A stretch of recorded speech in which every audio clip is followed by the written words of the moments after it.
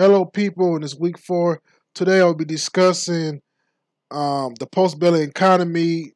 Um, Preston Taylor, that's what I'll be discussing today. Preston Taylor was an African American businessman, minister, and entrepreneur. Taylor was born into slavery in Seville, Louisiana on November 7, 1849, to his parents, Zed and Betty Taylor. Taylor enlisted in the Union Army during the American Civil War in 1864, where he was 15 years old. Taylor was a part of Company G of the 116th Infantry Regiment U.S. Colored Troops, where he was a drummer boy during the siege of Richmond, Virginia. After the war ended, Taylor traveled and settled at Mass Sterling, Kentucky, where he became a minister in the Christian Domination Disciples of Christ. After being deeply infected on how blacks were excluded from local construction projects during the time he was living in Virginia, in response, he returned to Virginia, where he was able to secure a contract where he was able to build several sections of the Big Sandy Railway from Mount Sterling to Richmond, Virginia. In 1884, Taylor moved to Nashville, Tennessee, where 3 years later, in 1887, Taylor purchased 37 acres of land at Elm Hill Pike and Spence Lane in Nashville, Tennessee.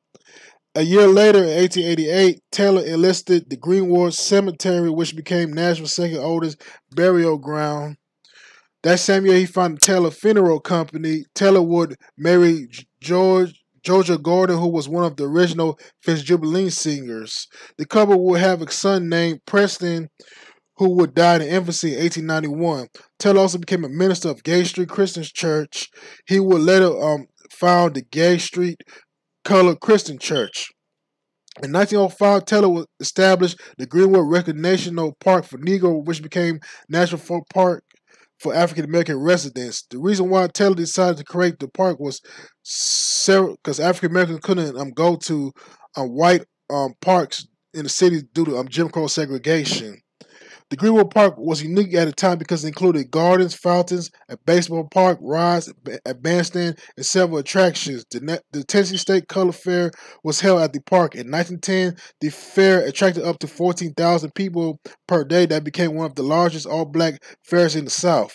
Taylor was a prolific businessman where he established other business ventures, including One Cent Citizen Savings and Trust Company Bank. Taylor also supported the creation of the Tennessee State Agricultural Industrial State Normal College, which will later become Tennessee State University, my alma mater, and also it would be established in 1912. I went to Tennessee State University where I received my BA in history back in 2016. Taylor wife Georgia Gordon, she died in 1913. Taylor would later remarry to Ida B. Mallory. In 1917, Taylor became one of the leading figures in creating the National Christian Missionary Convention, which was a national organization of African Americans and the Disciples of Christ churches. He will serve as the president of the organization until his death. President Taylor, he died on April 13, 1931, in Nashville, Tennessee, at the age of 81. A housing project was named in his honor, called the Preston Taylor Public Housing Project in 1951. Basically, that housing project is pretty much tore down today. Pretty much, I know in history books, President Taylor's not really too much a known figure. Even myself, to be honest, wasn't aware too much of him until I have done some research about him a couple of years ago, and I did an entry on him for the website I write for blackpast.org a couple of years ago, which I'm an independent historian, which I recommend check you out. Check it out. President Taylor, he's like I mentioned, is one of those figures that not really known during this time, during the post-bellum era or post-Civil War. I know usually we hear about a lot of African American business people. You hear a lot of Booker T. Washington. You hear a lot of Madden C.J. Walker, them leading figures. But President Taylor was indeed an interesting person. You know, being born in slavery in Seville, Louisiana, joined the Union Army as a drummer boy during the siege of Richmond, Virginia. Then after the war, he will become a minister, going to Kentucky, Virginia, then coming to Nashville, Tennessee, where he became a prolific businessman and a minister. He opened in the Greenwood Park and Greenwood Cemetery, where African Americans could get buried and attend the parks. There's a lot of segregation going on in Nashville. during this time during Jim Crow. I think he's a very unique person that need to be studied and get recognized among a lot of people. You know, and this is really a fascinating entry for me. Being from Nashville, Tennessee, and this is one of the stories of people that growing up, I didn't know a lot about him.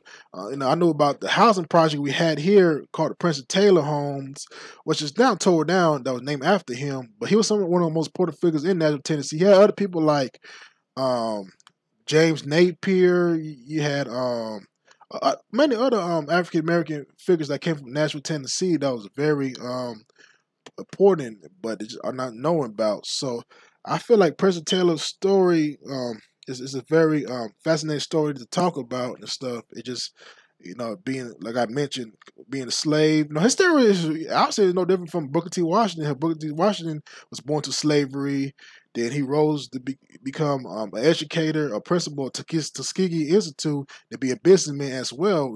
I think Preston Taylor's story is similar to Booker T. Washington, as well during this time. So I think it's a really interesting story to talk about. And speaking of Booker T. Washington, that's another story. That's my final topic gonna be talking about him. But I think Preston Taylor is a person that people that need to research and learn about. He's a very fascinating person. And I hope you enjoyed my video and talking about Preston Taylor. And y'all have a good day.